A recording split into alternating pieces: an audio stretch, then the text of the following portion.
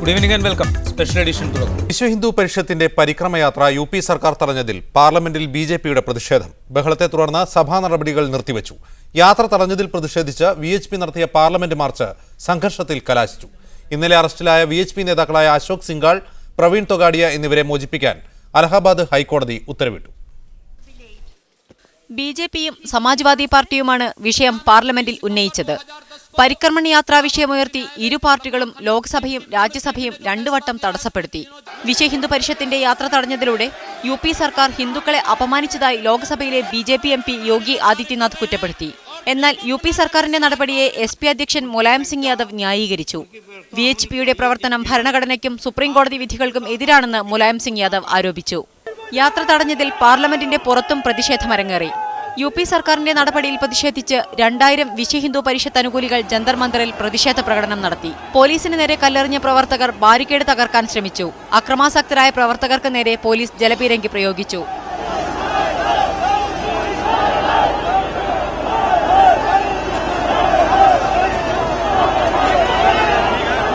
പ്രതിഷേധക്കാർ സമാജ്വാദി പാർട്ടി അധ്യക്ഷൻ മുലായം സിംഗ് യാദവിന്റെ കോലം കത്തിച്ചു.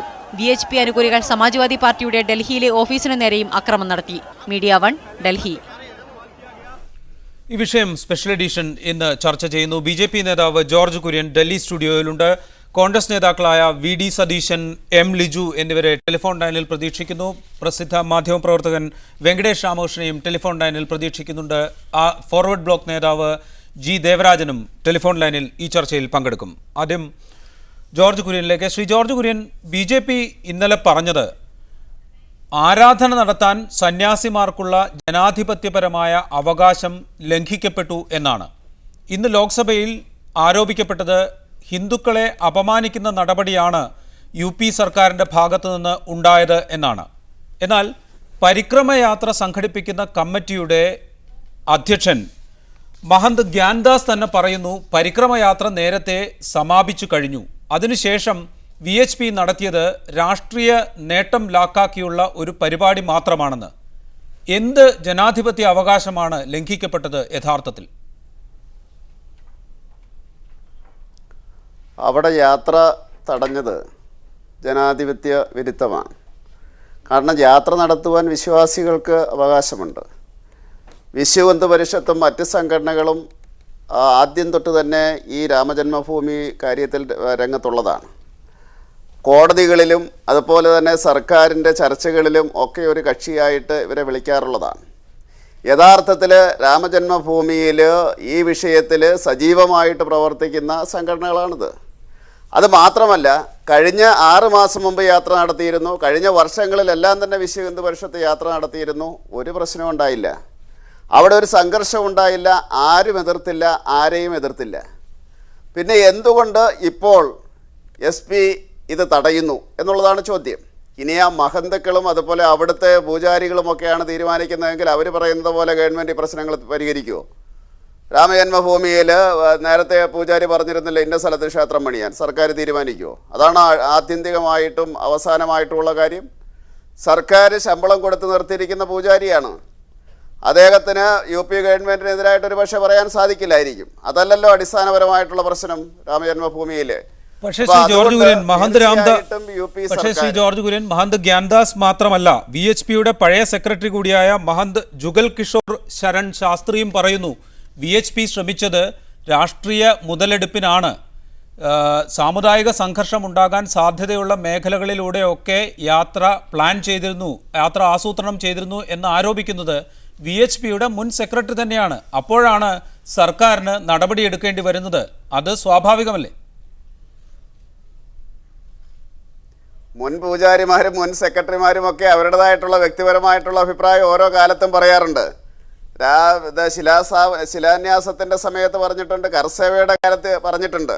പക്ഷേ ആത്യന്തികമായിട്ട് എന്താണ് സംഭവിക്കുന്നതെന്നും ആരിലാണ് ശക്തിയെന്നും എന്തിൻ്റെ അടിസ്ഥാനത്തിലാണ് ഭരണകൂടം പ്രതികരിക്കുന്നതെന്നും നമ്മൾ കണ്ടതാണ്.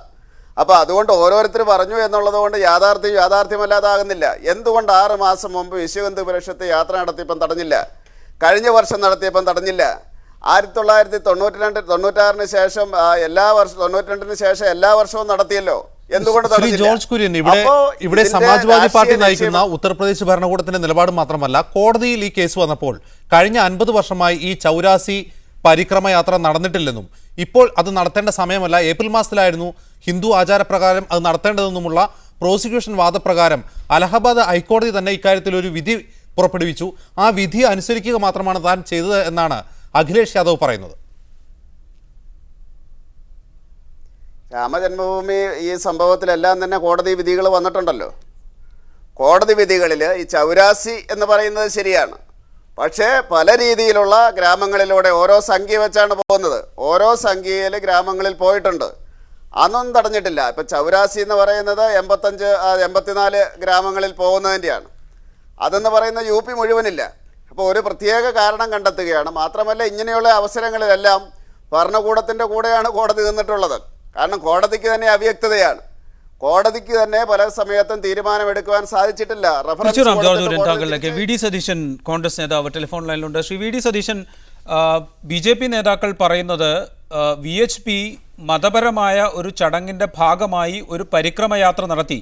ഇത് കഴിഞ്ഞ വർഷങ്ങളിലൊക്കെ സമാധാനപരമായി നടന്നതാണ്. പിന്നെ എന്തിനാണ് ഇപ്പോൾ ഈ യാത്ര തടസ്സപ്പെടുത്താൻ UP സർക്കാർ തയ്യാറായത് എന്ന ചോദ്യമാണ് BJP നേതാക്കൾ ഉന്നയിക്കുന്നത്. ഒന്ന്, ഹൈന്ദവ വിശ്വാസവുമായി ബന്ധപ്പെട്ട് ഇങ്ങനെ ഒരു മതപരമായ ചടങ്ങില്ല. യാത്ര നടത്തുക എന്ന് പറഞ്ഞ ഒരു മതപരമായ ചടങ്ങില്ല. ഇത് തെരഞ്ഞെടുപ്പ് വർഷമാണ്. BJPയുടെയും സംഘപരിവാറിന്റെയും ഈ കാപട്യം ഇന്ത്യയിലെ എല്ലാ ജനങ്ങൾക്കും മനസ്സിലാവും. തെരഞ്ഞെടുപ്പ് അടുക്കുമ്പോഴേക്കും ശ്രീരാമചന്ദ്രനെയും കൊണ്ട് ഉള്ള ഈ ഇറക്കം അത് ദൈവവിശ്വാസത്തിന്റെ ഭാഗമായിട്ടല്ല, അത് ദൈവത്തെ വിൽപ്പന ചരക്കാക്കി അതിന് തെരഞ്ഞെടുപ്പിൽ ജയിച്ച് അധികാരത്തിൽ വരാൻ വേണ്ടിയിട്ടുള്ള മാർഗങ്ങളിൽ ഒന്നാണ്. തെരഞ്ഞെടുപ്പ് അടുക്കുമ്പോഴാണ് അയോധ്യയിൽ ശിലാന്യാസം നടത്തണമെന്നും അയോധ്യയിൽ രാമക്ഷേത്രം നിർമ്മിക്കണമെന്നും ആഗ്രഹിക്കുന്നത്. BJP ഈ ബാബറി മസ്ജിദിന്റെ തകർച്ചയ്ക്ക് ശേഷം BJP കേന്ദ്രത്തിൽ അധികാരത്തിൽ വന്നല്ലോ. എന്തുകൊണ്ടാണ് അവിടെ അയോധ്യയിൽ ക്ഷേത്ര നിർമ്മാണം നടത്താൻ വേണ്ടി അവർ ശ്രമിക്കാതിരുന്നത്? VHP എന്തുകൊണ്ടാണ് ശ്രമിക്കാതിരുന്നത്? അതിനുശേഷം 10-17 വർഷങ്ങൾ കടന്നുപോയി. ഇപ്പോൾ ഒരു തെരഞ്ഞെടുപ്പ് വന്നിരിക്കുന്നു. മാത്രമല്ല, ഇപ്പോൾ മോഡി രംഗപ്രവേശം ചെയ്തിരിക്കുന്നു. ഇതെല്ലാം മോഡി അധികാരത്തിൽ വരുന്നതിന് വേണ്ടി നടത്തുന്ന അദ്ദേഹത്തിന്റെ പരമ്പരാഗതമായ ചില രീതികളുടെ ഭാഗമാണ്. അദ്ദേഹം ഗുജറാത്തിൽ അധികാരത്തിൽ ഇരിക്കുന്നതും ഈ വർഗീയത പരമാവധി മൂർച്ഛിപ്പിച്ച് വർഗീയ സംഘർഷങ്ങൾ ഉണ്ടാക്കി ജനങ്ങളെ രണ്ട് ചേരിയിലാക്കി ഗുജറാത്തിൽ വരുന്ന ഭൂരിപക്ഷത്തെ തന്റെ കൈപ്പിടിയിൽ ഒതുക്കി അധികാരത്തിൽ ഇരിക്കുകയാണ്. അതേ മാർഗം തന്നെ ദേശീയ തലത്തിലും തുടരാൻ വേണ്ടി UP പോലുള്ള ഇന്ത്യയിലെ പ്രധാനപ്പെട്ട ഒരു സംസ്ഥാനത്ത് ഇപ്പോൾ തെരഞ്ഞെടുപ്പ് പ്രഖ്യാപിച്ചിരിക്കുന്ന ഒരു വർഷം മതപരമായ വിശ്വാസത്തിന്റെ ഭാഗമല്ലാതെ സംഘപരിവാറിൽ അംഗമായ VHPയെ കൊണ്ടൊരു ജാഥ നടത്തിച്ച് അത് ഏറ്റവും സംഘർഷ നിർഭരമായ പ്രദേശത്തിലൂടെ ആ യാത്ര പോയി വർഗീയ സംഘർഷം ഉണ്ടാക്കി തെരഞ്ഞെടുപ്പിന് മുമ്പ് ഇന്ത്യയെ ഛിന്ന ഭിന്നമാക്കാൻ, രണ്ട് ചേരിയാക്കി തിരിക്കാൻ വേണ്ടിയിട്ടുള്ള മനഃപൂർവ്വമായ അധികാരത്തിലേക്ക് വരാൻ വേണ്ടിയിട്ടുള്ള ഏറ്റവും കുൽസിതമായ മാർഗമാണ് ഈ യാത്ര നടത്താൻ വേണ്ടി തന്നെയുള്ള തീരുമാനം. വി ഡി സതീശൻ, ദയവായി തുടരുക. ജോർജ് കുര്യൻ, അമിത്ഷായുടെ ഉത്തർപ്രദേശ് സന്ദർശനം കഴിഞ്ഞ മാസമാണ് നടന്നത്. അമിത്ഷായുടെ ദൗത്യത്തിന്റെ ബാക്കി പത്രമാണോ ഇപ്പോൾ VHP ആസൂത്രണം ചെയ്ത ഈ പരിക്രമയാത്ര? VD സതീശൻ പറഞ്ഞ ഞാനൊരു മറുപടി പറയട്ടെ. ഇത് രാജീവ് ഗാന്ധിയെ തുടങ്ങിയത് 1989 നവംബർ മാസം 3-ാം തീയതി 89 ലോക്സഭാ ഇലക്ഷന്റെ കോൺഗ്രസിന്റെ പ്രചരണം അയോധ്യയിലെ രാമജന്മഭൂമിയിൽ നിന്ന് രാജീവ് ഗാന്ധിയാണ് തുടങ്ങിയത്. ഈ വോട്ട് പിടിക്കാൻ വേണ്ടി ജനങ്ങളെ തമ്മിൽ തല്ലിക്കുന്ന പരിപാടി അത് BJP അല്ല തുടങ്ങിയത്. സതീശൻ്റെ നേതാവായിട്ടുള്ള VD സതീശൻ്റെ നേതാവായിട്ടുള്ള രാജീവ് ഗാന്ധിയാണ്. സതീശനൊന്ന് പറയട്ടെ, അല്ലെങ്കിൽ നിഷേധിക്കട്ടെ. അവിടെ എന്താ രാജീവ് ഗാന്ധി എന്ന് പ്രസംഗിച്ചത്? രാമജന്മഭൂമിയിൽ ക്ഷേത്രം പണിയും, ഞാനാണ് ഗേറ്റ് തുറന്നു കൊടുത്തത്, രാമരാജ്യം സ്ഥാപിക്കും. റെക്കോർഡുണ്ട്, VD സതീശനൊന്ന് പരിശോധിക്കട്ടെ. അതിനുശേഷം 6 ദിവസത്തിന് ശേഷം 1989 നവംബർ മാസം 9-ാം തീയതി ആദ്യത്തെ ശിലാന്യാസം നടന്നു. അന്നത്തെ പ്രധാനമന്ത്രി രാജീവ് ഗാന്ധി പറഞ്ഞിട്ട് ബൂട്ടാ സിംഗ് ആ ശിലാന്യാസത്തിൽ പങ്കെടുത്തു. ഇതേ ആൾക്കാരൊക്കെ തന്നെയായിരുന്നു ശിലാന്യാസത്തിന് നേതൃത്വം കൊടുത്തത്. അത് വോട്ട് പിടിക്കാൻ വേണ്ടിയല്ലായിരുന്നോ? എന്തിനു വേണ്ടിയായിരുന്നു? ബോർഫോഴ്സ് കേസിൽ നിന്ന് രക്ഷപ്പെടാൻ വേണ്ടി രാജീവ് ഗാന്ധി കണ്ടെത്തിയൊരു മാർഗമായിരുന്നു അത്. കാരണം ഈ VP സിംഗും അതുപോലെ തന്നെ ആരിഫ് മുഹമ്മദ് ഖാനും അതുപോലെ തന്നെ അരുൺ നെഹ്റുവും ഒക്കെ ബോർഫോഴ്സ് കേസുമായിട്ട് കോൺഗ്രസിൽ നിന്ന് തന്നെ എതിർത്തിയ അവസരത്തിൽ രാജീവ് ഗാന്ധിയുടെ ബുദ്ധിയിൽ ഉദിച്ച ഒരു കാര്യമാണ് അയോധ്യയിൽ നിന്ന് തന്നെ ഈ യാത്ര തുടങ്ങുക. അതിനെപ്പറ്റി RK ധവാൻ പറഞ്ഞത് രാജീവ് ഗാന്ധി ചോദിച്ചപ്പോൾ എല്ലാ കോൺഗ്രസ്സുകാരും സപ്പോർട്ട് ചെയ്തു. കാരണം ഹിന്ദു മുസ്ലിം സംഘർഷമുണ്ടായിക്കോളും, അതോടുകൂടി ബോർഫോസ് കേസ് ഇല്ലാതാകും. അതുപോലെ തന്നെ മണിശങ്കർ അയ്യറാണ് എഴുതി കൊടുത്തത് പ്രസംഗം. അദ്ദേഹം പറഞ്ഞു, ഞാൻ പറഞ്ഞില്ല അവിടെ ഈ രാമ ജന്മഭൂമിയിൽ ക്ഷേത്രം പണിയണമെന്ന് എൻ്റെ പ്രസംഗത്തിലില്ലായിരുന്നു. രാജ്യം അവിടെ സ്ഥാപിക്കുമെന്ന് അദ്ദേഹം പ്രസംഗിച്ചു, അതിലുമില്ലായിരുന്നു. ഇപ്പൊ VD സതീശൻ പറഞ്ഞതാണ് ശരിയാണ്. ഇത് കോൺഗ്രസ് തുടങ്ങി വെച്ചതുകൊണ്ട് മാത്രം BJP പിന്തുടരുന്നു എന്നാണോ? അതിലപ്പുറത്ത് BJPക്ക് രാമക്ഷേത്രത്തോട് വൈകാരികമായ ബന്ധമൊന്നുമില്ലേ? അത് ഞാൻ പറയാം. 1986 ഫെബ്രുവരി മാസം 1-ാം തീയതിയാണ് ഈ രാമക്ഷേത്രത്തിന്റെ ഗേറ്റ് തുറന്നു കൊടുക്കുന്നത്. രാജീവ് ഗാന്ധിയാണ് തുറന്നു കൊടുത്തത്. അന്ന് UP-യിലെ മുഖ്യമന്ത്രി ബീർ ബഹാദൂർ സിംഗ് ആയിരുന്നു. അവിടുത്തെ കളക്ടറായിരുന്ന AK പാണ്ഡെ അദ്ദേഹത്തിന്റെ ഫസ്റ്റ് ക്ലാസ് ജുഡീഷ്യൽ മജിസ്ട്രേറ്റ് എന്നുള്ള അധികാരം ഉപയോഗിച്ചുകൊണ്ട് രാജീവ് ഗാന്ധിയുടെയും ബീർ ബഹാദൂർ സിംഗിന്റെയും നിർദ്ദേശത്തിന്റെ അടിസ്ഥാനത്തിൽ ശ്രീ ജോർജ് കുര്യൻ, അതൊക്കെ 6 നൂറ്റാണ്ട് കാലഘട്ടമായിട്ട് മുമ്പ് നടന്ന കാര്യങ്ങൾ എല്ലാവർക്കും അറിയാവുന്നത്. രാജീവ് ഗാന്ധിയും കോൺഗ്രസും അത് തന്നെയാണ് പറഞ്ഞത്. VD സതീശൻ മറുപടി അല്ലല്ല, അത് അങ്ങനെ പോകാൻ പറ്റില്ലല്ലോ. കാരണം രാജീവ് ഗാന്ധിയാണ് തുടങ്ങിയത്. എന്തിനു വേണ്ടി? ജോർജ് കുര്യൻ, താങ്കൾ പറഞ്ഞു വരുന്നത് BJPയുടെയും കോൺഗ്രസിന്റെയും ലക്ഷ്യം രണ്ടാണെങ്കിലും മാർഗം ഒന്ന് തന്നെ അംഗീകരിക്കുന്നു എന്നാണോ? അല്ല, അത് പറയാൻ പൂർത്തിയാകട്ടെ. ആ 86 തുറന്നു കൊടുത്തിട്ട് 89 ജൂൺ മാസം 9-ാം തീയതി വരെയും BJP ഈ വിഷയം ഏറ്റെടുത്തില്ല. പക്ഷേ രാജീവ് ഗാന്ധി വളരെ മുന്നോട്ട് പോയി.